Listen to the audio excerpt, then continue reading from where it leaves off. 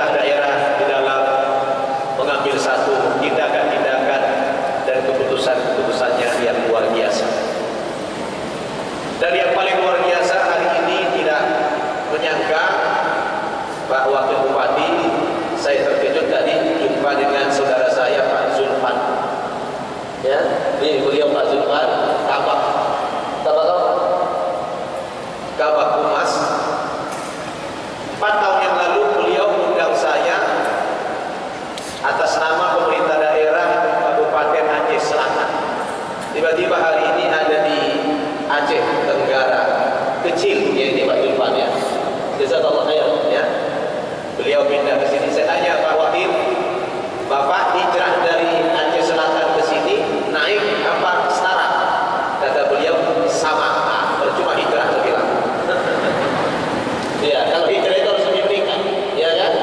Subhanallah. Silakan Pak Zulfan duduk. Jazakallah ya. Mudah-mudahan tabligh akbar kita pada pagi ini diberkahi oleh Allah Subhanahu wa taala. Lebih-lebih yang hadir ini sangat luar biasa. Saya lihat ini kalau saya itu mungkin 50.000 ada ini. Kalau ditambah sama jin ya. Insya Allah. Salawat dan salam mari sama-sama kita sampaikan kepada junjungan kita Nabi Muhammad sallallahu alaihi wasallam, kepada segenap keluarganya, sahabat-sahabatnya dan para pengikutnya ila yaumil qiyamah. Bapak Wakil Bupati, hadirin dan hadirat rahimakumullah. Kaifa asbahtum? Apa kabar Bapak Ibu di pagi hari ini semuanya? Sehat semuanya? Alhamdulillah. Ustaznya yang kurang sehat ini. Mohon maaf saya kurang kuat berdiri kalau ceramah. Saya minta kursi sama meja. Gak apa-apa Bu ya. Saya pikir tidak mengurangi kehusuan tabligh kita ya kalau saya duduk. Agak kurang sehat saya Bapak Ibu. Pertama, saya ingin menyampaikan ucapan terima kasih dan penghargaan yang setinggi-tingginya kepada pemerintah daerah, khususnya UPTD Bersita Taqwa, yang telah memberikan kehormatan kepada saya untuk menjadi narasumber, menjadi penceramah pada kegiatan tabligh akbar kita pagi hari ini. Yang kedua, saya mohon maaf dan sekaligus mengklarifikasi apa yang disampaikan Ustaz Marwan sebagai MC tadi. Penceramah kita hari ini Ustaz Nabawan adalah seorang mu'allaf. Saya malu mendengarnya Bapak Ibu. Masa sudah 20 tahun lebih masuk Islam mu'allaf lagi? Ya, besok-besok saya jangan lagi ada tulisan mu'allaf Ustaz ya. Nah, udah 20 tahun lebih masuk Islam masih mu'allaf aja ya. Tapi harus saya akui memang bahwa saya itu hampir tiap bulan mengislamkan orang. Ya. Maka di Jakarta saya punya 2 pesantren putra dan putri, namanya pesantren An-Naba Center. Ini santri saya semuanya mu'allaf. Kalau itu betul-betul mu'allaf baru masuk Islam. Ada hitungan minggu, ada yang bulan. Saya punya pesantren 4, 2 di Jakarta dan 2 di Provinsi Nusa Tenggara Timur di Kupang. Kenapa saya bikin pesantren di Kupang? Karena saya sedang ekspansi dakwah ke wilayah minoritas Muslim. Alhamdulillah, setiap kali saya dakwah ke daerah minoritas Muslim, orang berbondong-bondong masuk agama Islam. Sayangnya saya ceramah ini siang. Biasanya kalau saya ceramah itu malam. Nah kalau malam itu saya minta layar, saya tayangkan pakai PowerPoint, foto-foto maupun materi ceramah saya. Sehingga bisa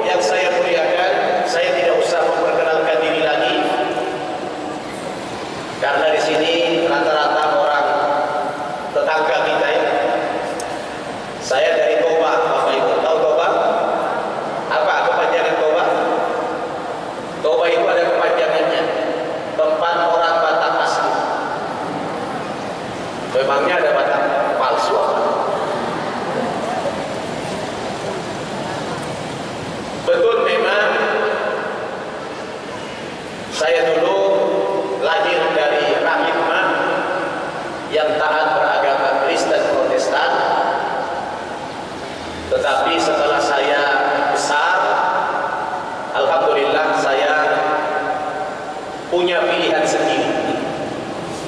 Jadi Bapak Ibu, menjadi Muslim atau menjadi penganut agama Kristen, penganut agama Hindu, Buddha dan sebagainya, itu merupakan pilihan manusia. Tapi Bapak Ibu menjadi orang Aceh, menjadi suku Alas, saya jadi orang Batak, ada yang jadi Jawa, ada yang jadi orang Padang, itu bukan pilihan. Betul? Jadi Batak, jadi Cina, jadi Jawa, jadi Aceh, itu bukan pilihan. Itu takdir. Betul? Itu takdir. Tapi kita menjadi Muslim, menjadi Kristen, menjadi Yahudi, agamanya menjadi Hindu, itu pilihan. Ya, itu pilihan.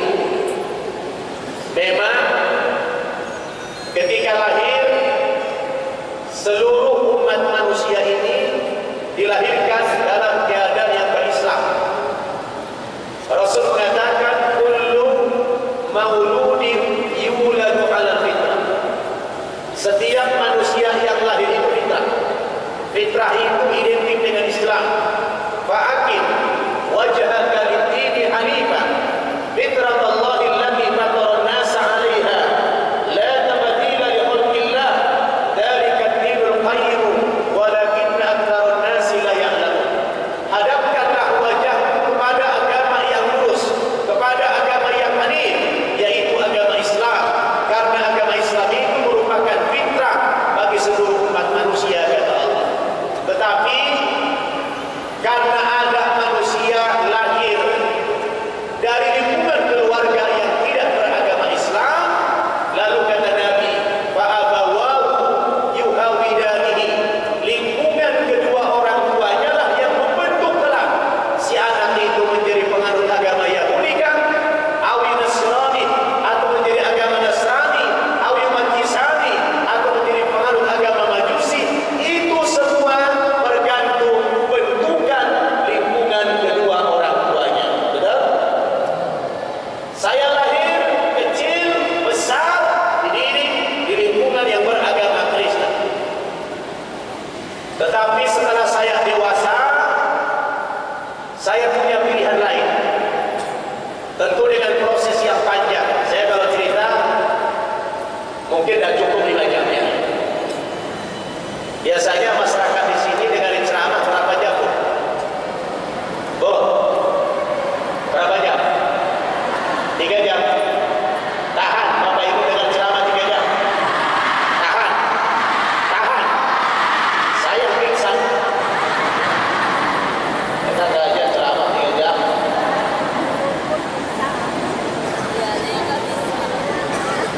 Proses saya pindah itu panjang.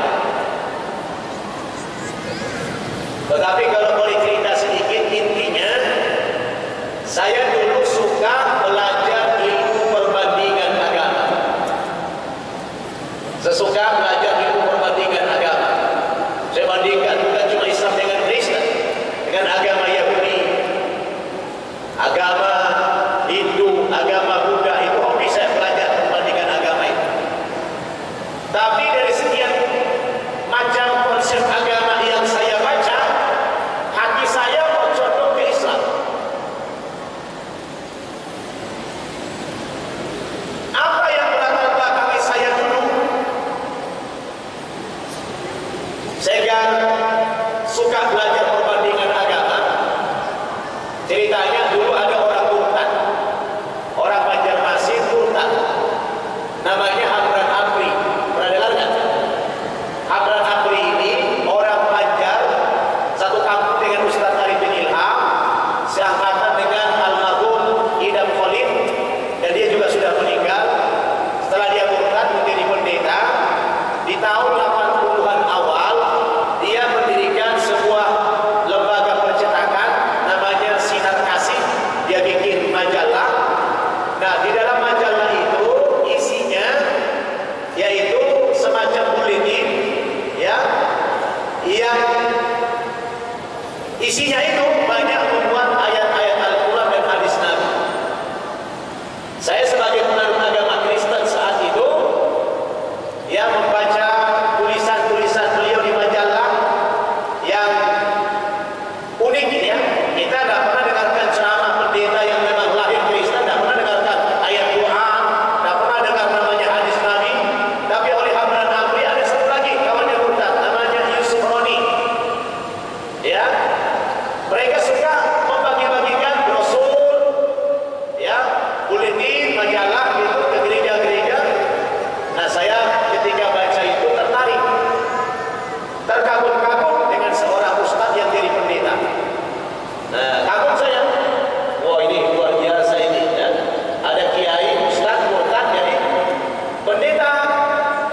Sudah baca, asal dia bikin keterangan di Injil, ditimpali dengan ayat Quran, dengan hadis Nabi. Saat itu saya oke-oke aja, mantap gitu ya. Nah setelah itu saya mulai ada keinginan untuk banyak membaca buku-buku perbandingan agama. Dulu yang paling suka saya baca bukunya B.I. Arifin. Mungkin Kiai Bukhari sering baca barangkali itu ya. B.I. Arifin itu banyak menginspirasi saya. Kurang lebih 3 tahun saya suka baca buku itu. Nah kalau di buku itu terbalik, Kiai yang asli Kiai dengan Ustaz suka mengutip ayat Bible, Injil. Nah setiap dia mengutip ayat Injil itu, saya coba cross check dengan Bible saya sendiri. Ternyata semuanya itu benar. Tidak ada unsur penistaan, melecehkan, tidak. Memang dia ambil itu ayat referensi benar. Dari antara yang banyak menggugah akal saya, ketika buku-buku perbandingan agama yang ditulis oleh orang Islam itu lebih jujur menurut hemat saya ketimbang buku perbandingan agama yang ditulis oleh orang yang bukan. Lebih jujur ini. Nah yang paling membuat saya mulai menerima agama Islam Bapak Ibu adalah yang berkaitan dengan masalah konsep ketuhanan, kemudian penyimpangan kitab suci saya dulu yang banyak dikritik di dalam Al-Quran, bahwa Injil yang ada sekarang ini menurut Al-Quran bukan lagi Injil seperti yang diterima Nabi Isa dulu, tetapi sudah mengalami distorsi, mengalami perubahan. Itu yang membuat saya bisa menerima konsep dari umat Islam. Setelah saya baca itu, baru saya paham ternyata di dalam agama Islam Nabi Isa itu sangat diagungkan, betul? Nabi Isa itu sangat dimuliakan.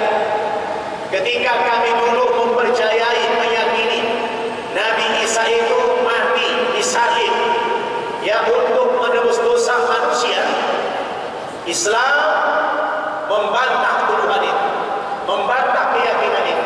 Al-Quran mengatakan wa ma qataluhu wa ma salabuhu walakin syubbiha lahu. Nabi Isa itu tidak mati dibunuh, tidak mati disalib, tetapi yang dibunuh dan disalib itu ada orang lain yang diserupakan wajahnya seperti Nabi Isa. Nabi Isanya diangkat ke langit oleh Allah. Ar-rafa'u Allahu ilaihi wa kana Allahu azizan hakima. Betul? Ini lebih masuk akal. Menurut saya lebih masuk akal. Islam memuliakan Nabi Isa. Yang lebih saya mulai goncang memang ketika disuguhkan ayat-ayat bahwa Nabi Isa itu bukan Tuhan. Nah itu ya. Dan suguhan ayatnya bukan hanya dalam perspektif Al-Quran, tapi juga dalam Injil. B.I. Arifin mengatakan semua ayat-ayat yang mempertuhankan Nabi Isa dalam Bible, dalam Injil, sumbernya bukan dari Isa, sumbernya bukan dari Yesus, tapi dari Paulus. Nah itu yang buat saya goyang. Dibuang ayatnya. Nah, kita dulu kan tidak ada di gereja itu, cuma dengarin khotbah yang bagus-bagus saja kan. Ilmu kayak begini mana ada diceritakan oleh kiai, oleh pendeta, tidak ada. Dan tidak ada majelis taklim Alkitab, tidak ada. Makanya ibu bapak pernah nggak dengar musabaqah tilawatil Injil? Ada pernah dengar? Atau musabaqah hifdzil Injil ada? Tidak pernah ada itu. Betul? Karena di Kristen itu tidak ada budaya mempelajari Injil. Ya, kalau ditanya kenapa mereka tidak wajib mempelajari Injil, kecurigaan saya nih, ya, supaya mereka tetap bertahan dalam Kristen. Sebab kalau mereka open, ya, menyuruh umatnya belajar Injil seluas-luasnya, saya khawatir nanti pengikutnya nggak ada lagi. Kenapa? Karena Injil itu penuh dengan kekurangan. Jadi mandirinya begini, jangankan Bapak Ibu mengatakan Injil sebagai wahyu, ya, sebagai kitab suci. Levelnya apa namanya? Bandingannya dengan hadis pun, dengan hadis mutawatir itu jauh. Layaknya kalau kita belajar hadis, Bible yang sekarang ini itu hadisnya maudhu. Hadisnya maudhu. Kenapa? Karena sanadnya terputus, tidak sampai kepada Nabi. Itu maudhu. Injil begitu. Karena bagaimana ceritanya? Injil itu ditulis oleh penulis Lukas, itu tidak pernah jumpa dengan Yesus. Bagaimana seorang penulis wahyu, menulis kitab suci, menuliskan sebuah wahyu, tetapi penulis tidak pernah jumpa dengan sang penerima wahyu itu? Aneh nggak? Itu maudhu apa tidak? Kalau hadis yang paling tinggi apa namanya? Hadis sahih dan mutawatir. Betul? Mutawatir itu yang sanadnya sampai bersambung kepada Rasul, itulah mutawatir. Ada sanad fulan, ada sanad sampai kepada Rasulullah. Jadi Injil yang ada sekarang ini jangankan mau dibandingkan dengan Quran, dengan hadis yang sahih pun jauh. Jadi dia mungkin sebanding dengan hadis yang maudhu karena terputus. Itu tidak jumpa, tidak bertalaki. Bagaimana wahyu ditulis oleh orang yang tidak pernah mendengar wahyu itu dari sang penerima wahyu? Betul?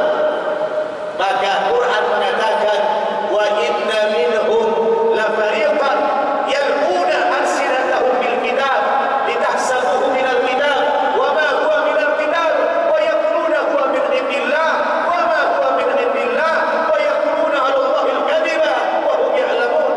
Sebagian mereka ada yang memutarbalikkan, memperindah mulutnya di dalam ketika membaca Injil itu. Tujuannya apa? Litahsabuhu minal kitab, supaya kamu menyangka, kamu mengira bahwa yang mereka baca itu adalah kitab suci yang benar. Padahal kata Quran, wa ma huwa minal kitab, itu bukan dari kitab suci yang benar. Wa yaquluna huwa min indillah, mereka mengatakan ini datang dari Allah. Wa ma huwa min indillah, dia bukan dari Allah. Yang dulu yang diterima Isa, iya dari Allah. Tapi yang ada sekarang, wa ma huwa min indillah, bukan dari Allah, tapi dikarang oleh manusia.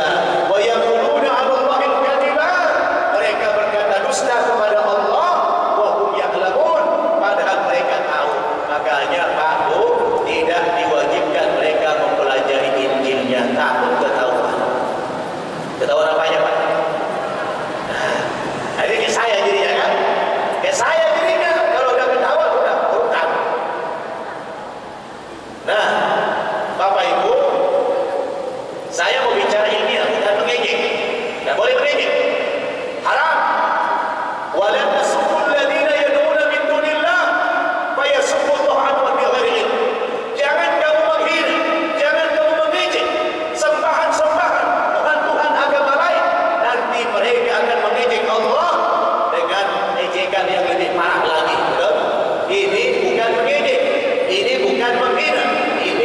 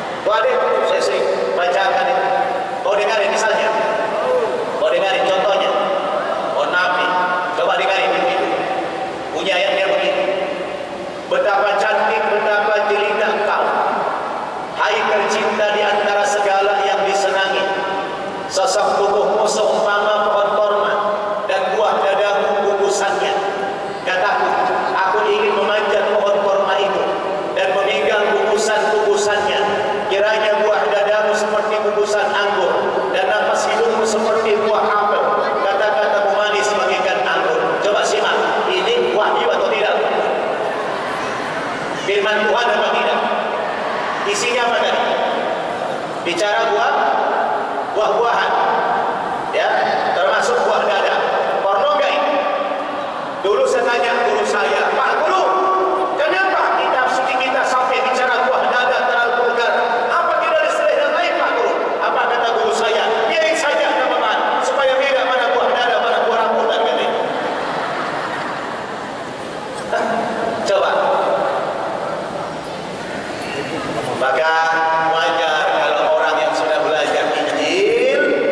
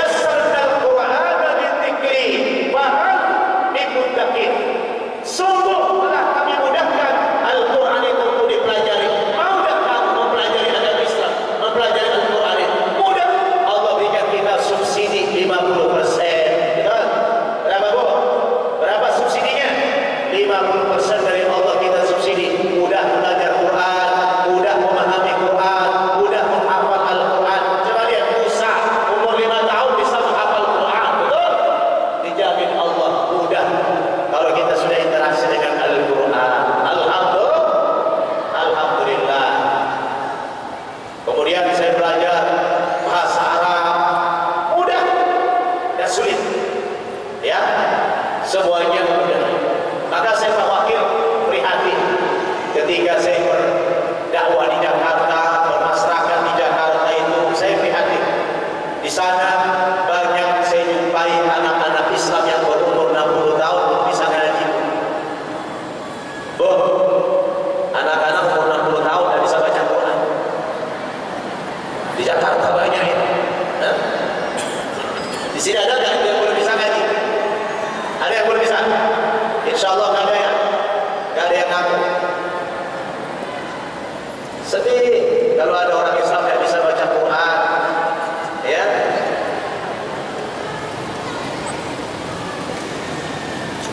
Lalu 3 tahun pondok saya di Jawa Timur, hijrah saya ke Jakarta, melanjutkan kuliah di Universitas Muhammad Ibn Saud Kerajaan Saudi Arabia yang dikenal dengan Libya.